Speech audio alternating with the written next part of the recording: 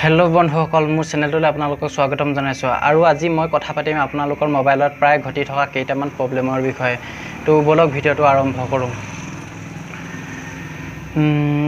সাওক এক নম্বৰ প্ৰবলেমটো হৈছে কেতিয়াবা আপোনাৰ মোবাইলটো হ্যাং মাৰে নেকি বা কেতিয়াবা আপোনাৰ মোবাইলটো গৰম হৈ যায় নেকি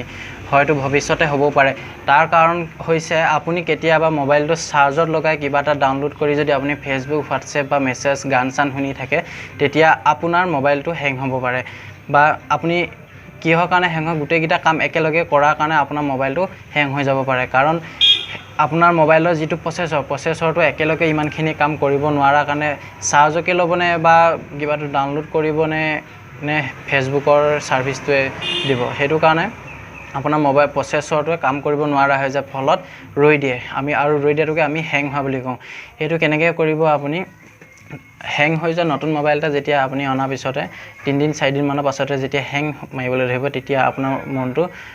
বেয়া লাগিব সো আপুনি আপোনাৰ মোবাইলটো ভালকৈ চলিবৰ কাৰণে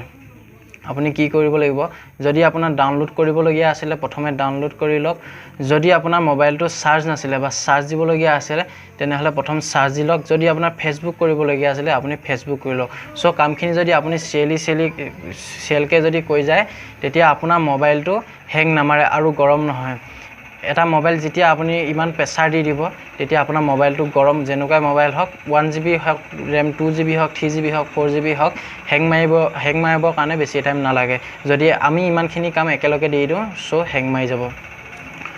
সো 2 নম্বৰ প্ৰবলেমটো হল আপোনাৰ বেটাৰীটো সোনকালে যায় নেকি নিশ্চয় আপোনাৰ বেটাৰীটো সোনকালে গুচি যায় কেতিয়াবা আপুনি চাৰ্জত দি পিনি শুই থাকিলে ৰাতি শুই থাকিলে ৰাতিপুৱালে চাইছে আপোনাৰ 20% বা 15% অটোমেটিক গুচি যাব এটো এই কাৰণে হয় আপোনাৰ কিছুমান অলাগতিয়াল এপছ আপুনি যদি কিছুমান অলাগতিয়াল এপছ ইনষ্টল কৰি থয় সেই এপটোৱে আপোনাৰ মোবাইলটো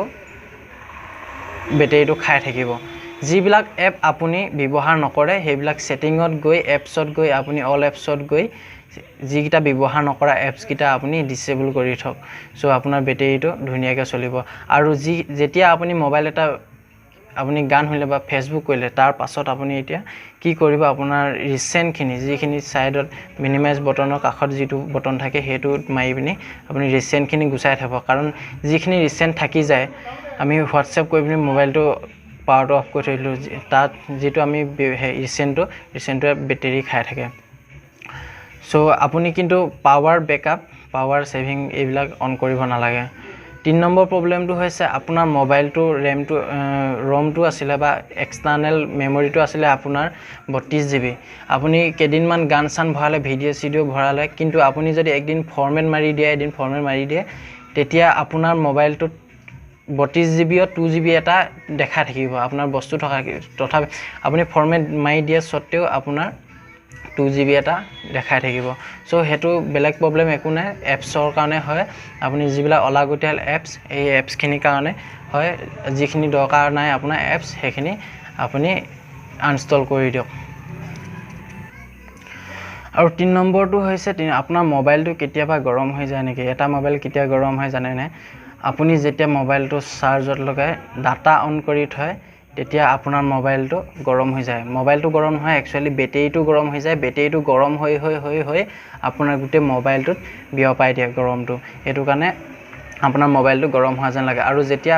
অলপ গৰম হলে একো নাই বাও একো ভয় কৰিবলগীয়া নাই কিন্তু যেতিয়া অভাৰ গৰম হৈ যাব আপুনি মোবাইলটো চাৰ্জৰ পৰা এৱাই দিয়ক আৰু আপুনি ডাটাটো অফ কৰি থৈ দিয়ক সো আপোনাৰ বেটাৰীটো গৰম নহয় আৰু বেটাৰীটো বেয়া নহয় আৰু আপুনি যিডাল আপোনাৰ মোবাইলৰ লগত আহিছে চাৰ্জাৰ সেইডাল চাৰ্জাৰহে আপুনি ব্যৱহাৰ কৰিব সো আজিলৈ ইমানে আৰু আছে বহুত ভিডিওটো দীঘলীয়া হৈ যাব তাৰ কাৰণে নেক্সট ভিডিও মই বনাম তো যদি ভিডিওটো ভাল লাগিলে লাইক কৰিব শেয়াৰ কৰিব আৰু কমেন্ট কৰিব যেহেতু মই নতুন ইউটিউবাৰ হয় গতিকে যদি কিবা ভুল হৈ গৈছে আপোনালোকে শুধৰাই দিব আৰু এতিয়ালৈকে যদি আপুনি মোৰ চেনেলটো সাবস্ক্ৰাইব কৰা নাই তেনেহলে চেনেলটো সাবস্ক্ৰাইব কৰি ল'ব ধন্যবাদ